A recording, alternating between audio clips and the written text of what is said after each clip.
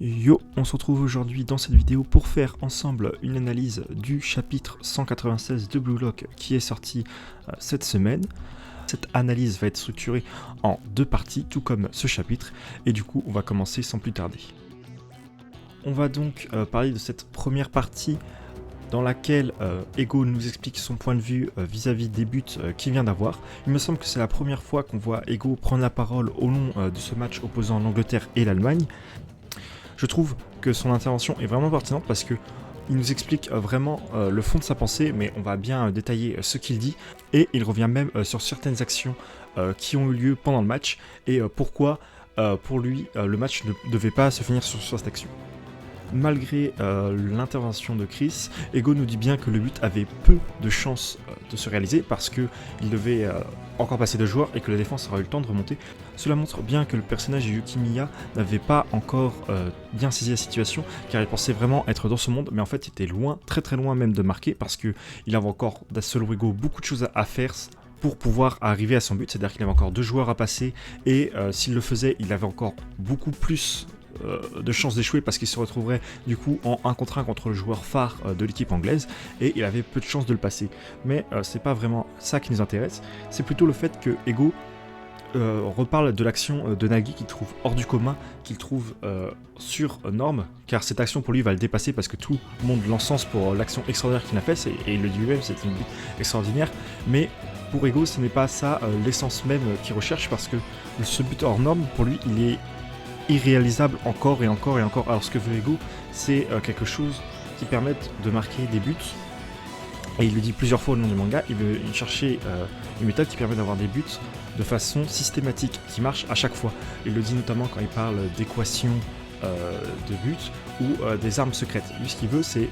marquer le plus de buts possible, et pour lui du coup ça revient tout le temps à faire tout le temps la même chose et à avoir un moyen sûr à 100% de mettre un but. Or ce que fait Nagi, ce n'est pour lui irréalisable. Il le fait parce que dans le contexte il est chaud, il le fait parce qu'il est gonflé à boxe, mais il n'est pas sûr de pouvoir le reproduire à chaque fois, et c'est ça que reproche du coup Ego. Et c'est ce que Yuki Miya a essayé de refaire, c'est-à-dire un hero plays, si on peut appeler ça comme ça, où il essaye de passer toute la défense à lui tout seul, mais comme le dit Ego, s'il l'avait fait, ça aurait été un but comme Nagi, et pas sûr qu'il aurait été capable de le refaire, donc c'est vraiment pas ce qui l'intéresse. Et en plus de ça, ce qu'a fait ce joueur, du coup Yuki Miya, ça n'intéresse pas Ego. Il lui reproche de se croire au centre du terrain, que tout va lui revenir et que c'est le héros. Or, pour lui, c'est un peu trop penser à soi. Or, Ego, même s'il nous parle d'égoïsme depuis le début du manga, et du coup il va nuancer le propos parce que c'est pas il dit que c'est pas en étant recentré sur soi et en pensant qu'on peut tout faire tout seul qu'on peut gagner, qu'en pensant trop à soi qu'on est le héros. Or, comme il le dit, et c'est pour ça qu'à la fin de son intervention, il rappelle que Blue Lock ça porte l'espoir d'une nation et qu'on ne peut pas y arriver tout seul en faisant tout seul. Et ça, je pense que c'est Izagi, on verra ça après, qui a très bien compris qu'il certes il est égoïste, il pense qu'à marquer, mais il se sert des autres, il a besoin des autres, il peut pas faire tout seul. Et c'est, je pense que le personnage de Yuki Miya a pas encore compris, et c'est ça vraiment qui lui manque pour avancer dans Blue Lock, mais on en reparlera après. Par ailleurs, c'est déjà arrivé qu'un joueur ne pense qu'à lui. Je l'ai revu parce que l'adaptation animée est remontée ce passage, c'est lorsque Kwon trahit l'équipe Z pour s'allier à l'équipe W et donc essayer de se qualifier par ses propres moyens. On voit très bien que lorsqu'il fait ça, on voit un plan sur Ego qui est très fermé. Même s'il ne prend pas la parole, on sent qu'il n'approuve pas ce choix et que pour lui, il laisse le match faire, mais que c'est justement pour prouver que ça ne servira à rien et que l'équipe Z va quand même réussir à gagner le match malgré la trahison, et du coup ça montre que c'est déjà arrivé que des personnes ne comprennent pas bien l'essence du Blue Lock, et ils ont tout de suite été entre guillemets punis parce que effectivement certes Kwon est passé avec l'équipe Z dans la section supérieure, mais on n'en a plus jamais entendu parler. C'est bien la preuve du coup qu'il s'était trompé et qu'il n'avait pas entre guillemets les capacités en plus de cela pour aller plus loin dans le Blue Lock. De plus, Ego a peur que si le but avait été inscrit par Yuki Miya et que le match s'était terminé comme ça aurait eu des conséquences dangereuses. Il explique pas forcément beaucoup plus le fond de sa pensée, mais moi je vais vous en faire mon interprétation. C'est que je pense qu'il a peur que du coup ça le mette déjà de 1 sur une fausse route, parce qu'il se dira qu'il est juste qu'il était dans le bon chemin. Or pour Ego, avec ce qu'on vient de dire avant, pour lui c'est pas exactement le bon choix. Il n'a pas encore compris l'essence même on va dire, de ce que pour lui représente être égoïste et le Blue Lock. Il est peut-être un peu trop isolé, un peu trop qu'à soi, mais surtout je pense qu'il a peur que ça aurait donné d'autres idées à d'autres joueurs, parce que ça aurait fait 2 fois que pendant le match, des joueurs jouent tout seuls, arrivent à faire des exploits hors normes et arrivent à marquer et à sauver la situation. Or, comme je l'ai dit, je pense que Ego ne veut pas ça, il veut quelque chose qui marche à chaque fois, et il a peur que du coup, les autres joueurs soient inspirés tout simplement par Nagi et Yukimiya, et du coup ne jouent que pour ça, que pour faire des hero play. Or, comme je l'ai dit, je pense que c'est pas ce que veut Ego. Lui, comme il l'a dit, il recherche des façons de mettre des buts à chaque fois de façon 100%, et il a pas envie que les matchs se transforment en hero plays de la part de chacun des joueurs, voulant prouver qu'ils peuvent tout faire tout seuls. C'est pas ça que recherche Ego, et du coup, je pense que c'est ça qui exprime par le fait qu'ils disent que ça aurait été très dommageable ce match se finisse de cette façon. On va finir de parler de cette partie avec une note personnelle, parce que moi j'aurais été vraiment déçu que le match se finisse comme ça, c'est-à-dire que Izagi dans le chapitre précédent nous fait un espèce de gros contre et entre guillemets ridiculise Chris qui est le joueur numéro 2, il est explicitement appelé comme ça dans le manga, et j'aurais été vraiment très déçu que le match se finisse de cette façon avec aucune confrontation entre deux joueurs. Or là on sait que la partie va reprendre et je pense qu'on va avoir droit à une bête d'action entre Izagi et Chris. Notamment je pense que Chris va vouloir mettre un point d'honneur à vouloir montrer qu'il est supérieur à Izagi, à vouloir l'humilier, même si je pense que Noah va empêcher ça. Je pense que ça va être le fin fond de la pensée de Chris et j'ai hâte de voir ça, alors que si le match s'était terminé sur ce but, on n'aurait pas eu le droit à, je pense, une belle action entre ces deux joueurs. On va donc passer sur la deuxième partie du chapitre qui est plus courte que la première et donc aussi sur laquelle on va passer un peu moins de temps parce que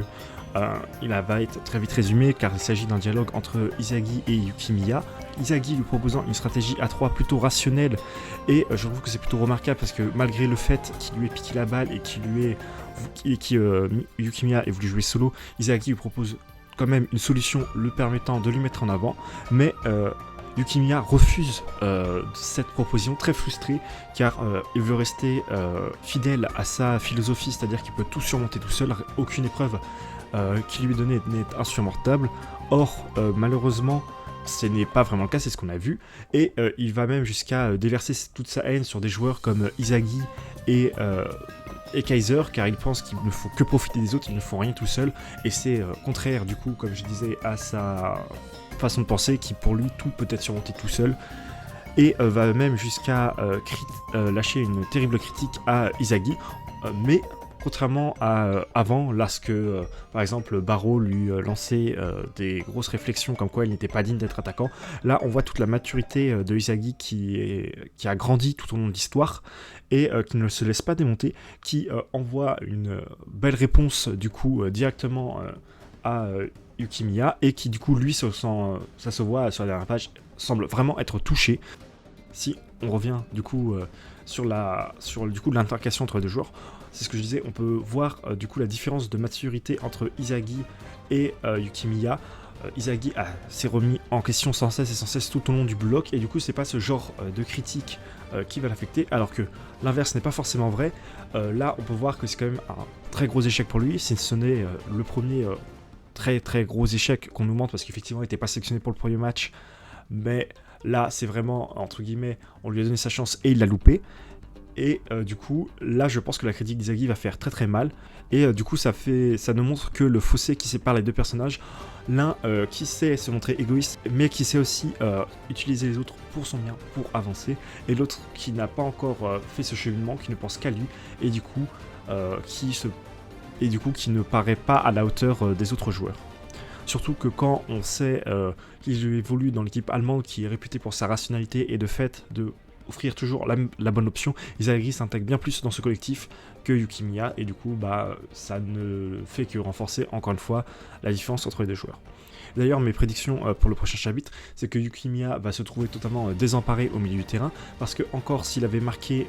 le but, ça aurait permis d'avoir une rédemption pour lui vis-à-vis de sa maladie, vis-à-vis de ses yeux, et qui du coup aurait permis de conclure le personnage, parce que je pense que il ne va pas finir le Blue Lock, parce que avec la maladie de ses yeux, même s'il avait marqué, je pense que ça l'aurait rattrapé tôt ou tard et qu'il aurait été évincé. Mais là, je pense que ça va être encore plus cruel, parce qu'il ne va pas avoir droit à sa rédemption. Là, il va totalement se faire submerger, notamment par Izagi, et je pense, comme je disais, avec son duel contre Chris, qui va mettre un point d'honneur à vouloir le battre pour montrer qu'il est supérieur à lui. Et je pense que du coup qu'à la fin du match il ne sera plus jamais sélectionné. Après ce qu'il a fait, Noah va plus jamais vouloir le reprendre. Et ça va finir la fin du Blue Lock pour ce personnage, qui va devoir tout simplement, je pense, frustré ou à cause de la maladie, arrêter. Et je pense que du coup c'est les derniers pages, les derniers chapitres où on verra Yukimiya sur le terrain. Et en plus de cela, du coup ce personnage n'aura pas vraiment eu le droit à une rédemption. Ça aura juste été un marchepied pour Izagi pour montrer son évolution. C'est certes triste, mais il faut toujours des personnages comme ça pour montrer l'évolution des personnages, surtout dans un manga, un shonen, où il y a la vocation qu'il n'y a qu'un seul vainqueur, donc il faut les sacrifier. Et pour moi, ça ne me gêne pas plus que ça que ce personnage soit totalement évincé comme ça, sans avoir eu de rédemption. Il en faut, et pour moi, ce n'est absolument pas un problème. Et voilà qui conclut cette vidéo, j'espère qu'elle vous aura plu. N'hésitez pas à me dire ce que vous avez aussi pensé de ce chapitre en commentaire, je me ferai un plaisir de vous lire et de vous répondre. N'hésitez pas à vous abonner si vous voulez voir d'autres reviews de Blue Lock, parce que c'est la première que je fais, et si ça vous plaît et qu'il y a de l'interaction, je pourrais faire les suivantes si ça vous intéresse. Et sur ce, on se dit à la prochaine dans de futures vidéos.